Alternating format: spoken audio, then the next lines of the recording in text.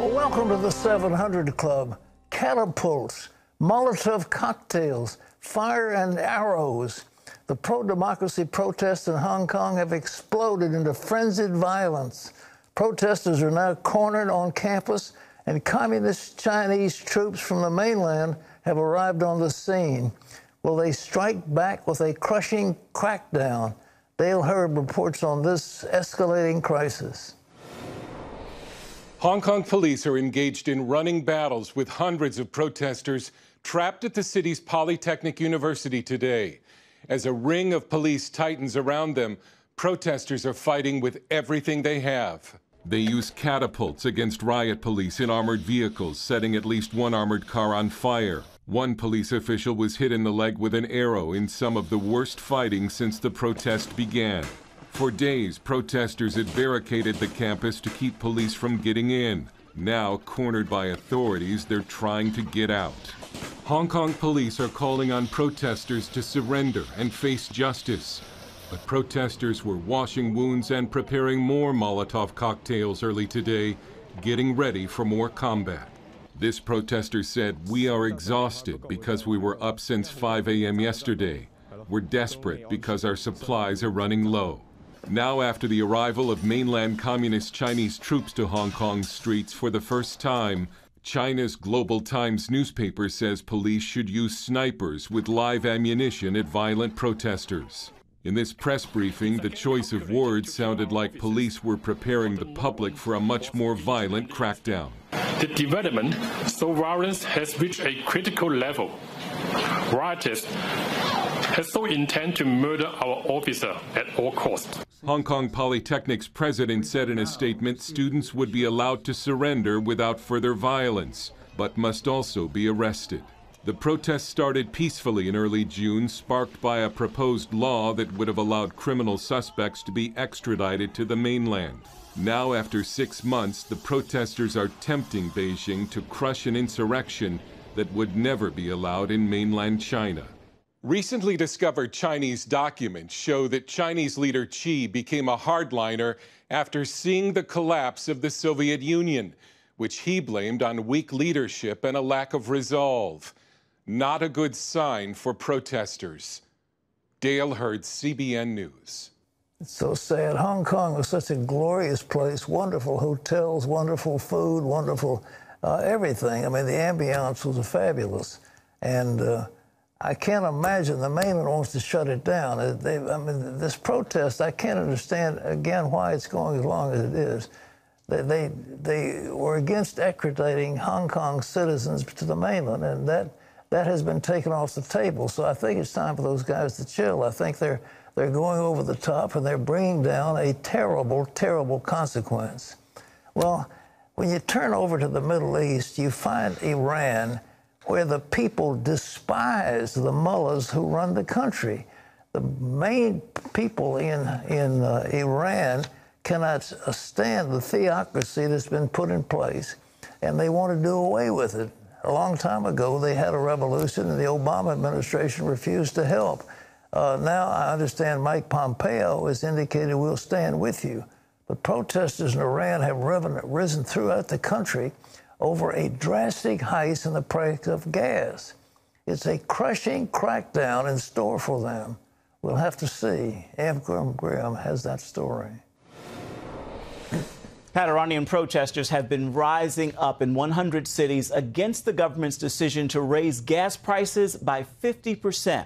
Iran's supreme leader cautiously supported that decision Sunday, calling those who attack public property during demonstrations thugs, and signaling a potential crackdown was coming. The protests have put new pressure on Iran as it tries to overcome U.S. sanctions that have strangled the economy since President Donald Trump withdrew from the Iran nuclear deal over a year ago. Iranians have seen their savings evaporate amid scarce jobs and the collapse of their currency.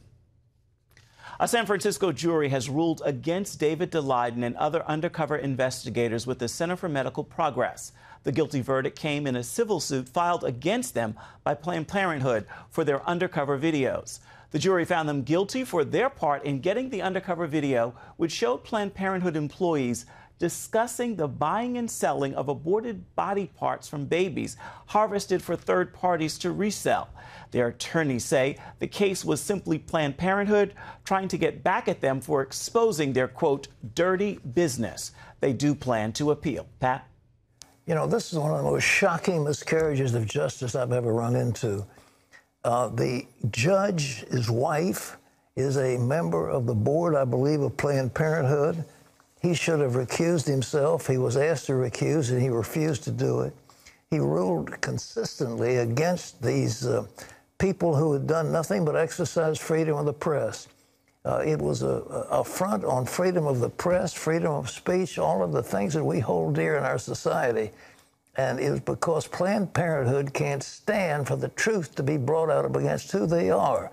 They are a terrible organization, started by a woman named Margaret Sanger, who wrote one monograph that I read called Breeding the Thoroughbred. And her thoughts about genetic breeding were actually the foundation of some of the stuff that Hitler brought out. That's Planned Parenthood, ladies and gentlemen, and it has been like an open secret that what they're doing with these body parts, they're actually asking and setting up certain types of abortion that they can get the appropriate body parts. And this was exposed, and instead of letting it be exposed, the people who did the exposing have been convicted.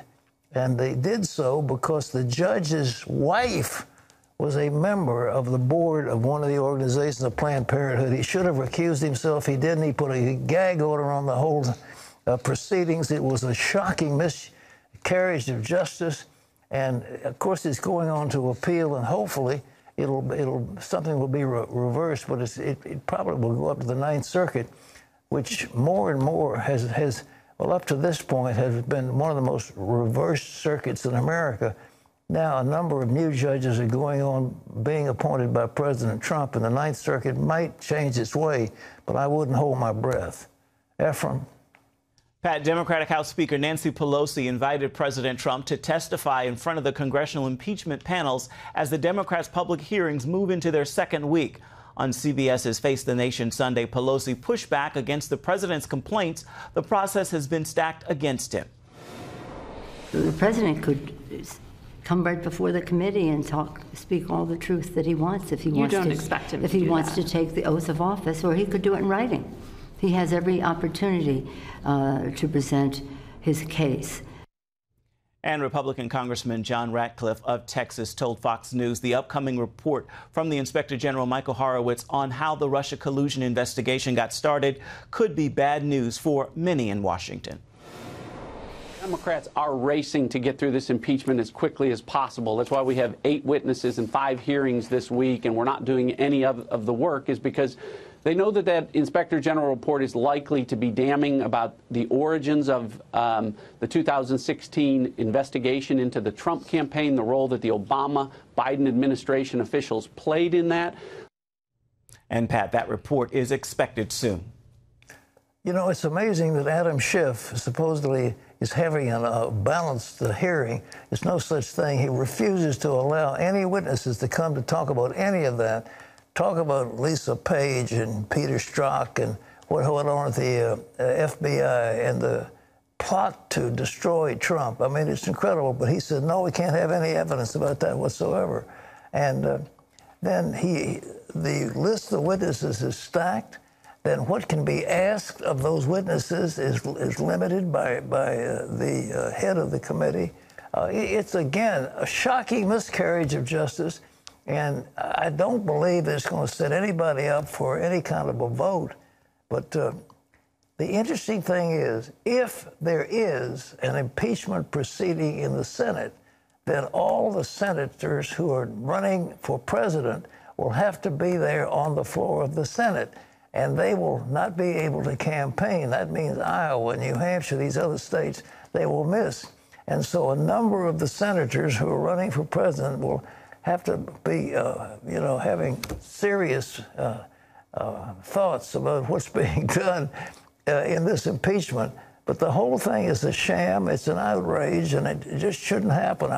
You know, you just get so discouraged about what goes on in our country. You say, oh, God, there's got to be an answer. Ephraim? Pat, Democrats have a new frontrunner among their presidential candidates in Iowa. South Bend Mayor Pete Buttigieg has 25% in the latest Des Moines Register CNN poll. Elizabeth Warren is close behind at 22%. Former Vice President Joe Biden has slipped, falling to 15%. Bernie Sanders also has 15%, but there's still 2.5 months till the Iowa caucuses that will take place on February 3rd. Pat? The Iowa caucuses are interesting because, as I found out some years ago, more people attend the high school basketball playoffs than attend the caucuses.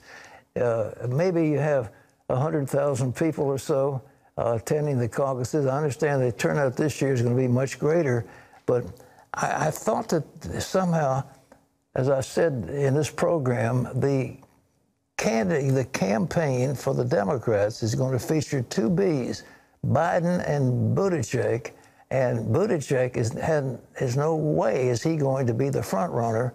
So if he teams up with Biden, he's playing for vice president on that, and then next time around he'll make another push. But that's the game, and I said it on this program, and lo and behold, it's taking place. But if he has 25% of that poll, you could figure that the ultimate result will be closer to 40 to 45%. So he's going to sweep the field in Iowa, and it'll be a major triumph, and it will position him just exactly to become a member of the team along with Joe Biden. Now, again, I'm not urging anybody to vote for anybody. I'm not supporting anybody. We're just trying to give you an analysis of what the news is, and I think that's what it is. But, you know, it's too late for the general election, and this is a primary, so it'll take place. But once they begin, they'll keep going. It'll be Iowa, and then New Hampshire, and then on down the line. And California is trying to move up a lot quicker in the proceedings, so it'll have more influence. And Buttigieg might just surprise everybody, but it's highly unlikely he'll be the candidate. But certainly, I could see a Biden-Buttigieg ticket, and that's what I said all along, and lo and behold. But he'll come out of Iowa, if he's got 25% now, he'll come out with 40, 45% in the total vote, which will be stunning. Ephraim? Pat, turning now to the Trump campaign, it's making a major push to win women voters in 2020 after Republicans lost significant ground with them in the 2018 midterms. CBN's Jenna Browder shows us what the campaign is doing to try to get them to the polls. The Trump campaign knows it needs to win over women in 2020, especially in key battleground states, and it's on the ground to get out the vote. First of all, I love him. Women for Trump. That's the motto here at this Northern Virginia gathering. He is a breath of fresh air. Personally, I like that China has been taken on. African Americans are increasingly getting off welfare. This gathering, one of 13 happening across the country on this particular evening. All in battleground states the Trump campaign knows it needs to win.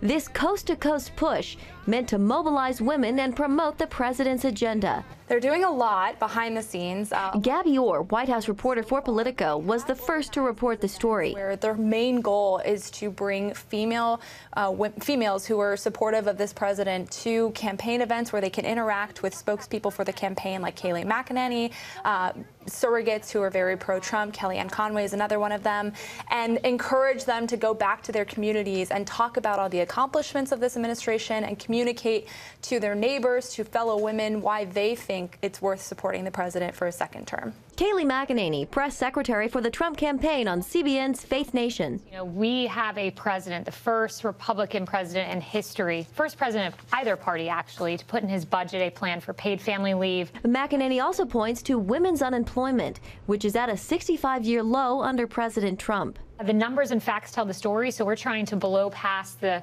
media narrative and get the facts out there to females across the country. Many of the states eyed by the Trump campaign were won by Democrats in 2018, in large part due to suburban women. Exit polls from CNN found women backed Democrats over Republicans by 19%, the largest gap in more than 3 decades. I think women are incredibly crucial to this campaign. and I do believe will be a force to be reckoned with. Fast forward to 2020, where a recent NBC News Wall Street Journal poll found a generic Democrat beating Trump by 6 points among non-college educated white women.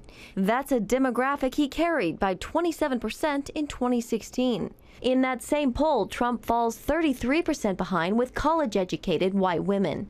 Still, McEnany says she thinks there are quite a few women closet voters out there. There's still that contingency of hidden Trump voters who many happen to be women who might not talk to a pollster or talk to the media, but nevertheless know the president's right for their family and will vote for him. Closet voters or not, the Trump campaign says another purpose of these events is to encourage women who might otherwise be reluctant to publicly voice their support. In Washington, Jenna Browder, CBN News. Critical voting block, Pat.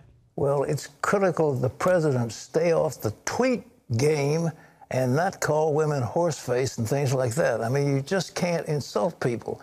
And so he's got to watch those tweets. And if he just stay off the tweets, I mean, he can sweep. He's got the statistics coming in his favor, but he hurts himself. So it's whether the leopard can change his spots remains to be seen. We will see. We will see, yeah.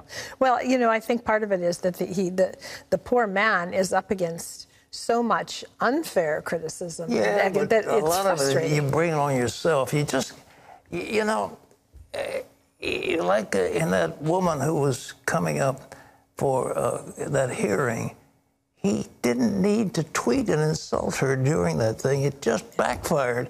And, you know, I remember some time ago when he was still a candidate, and there was some Hispanic woman who said something unkind. She was an unknown woman, and all of a sudden he's blasting her. And I said to him, I said, Donald, no more women. And he said, I've just got to answer. I said, Donald, no more women, don't do it. But he wouldn't listen. And one of his aides said, I hope he listens to you. He won't listen to us. But there's something in his nature. He just has to fight. And, you know. Especially if he thinks it's unfair criticism. Well, you don't call a woman horseface unfair or not. I mean, you know. I agree. Okay. Well, what if somebody insulted your daughter or something? I mean, you know, you don't do that. That's true.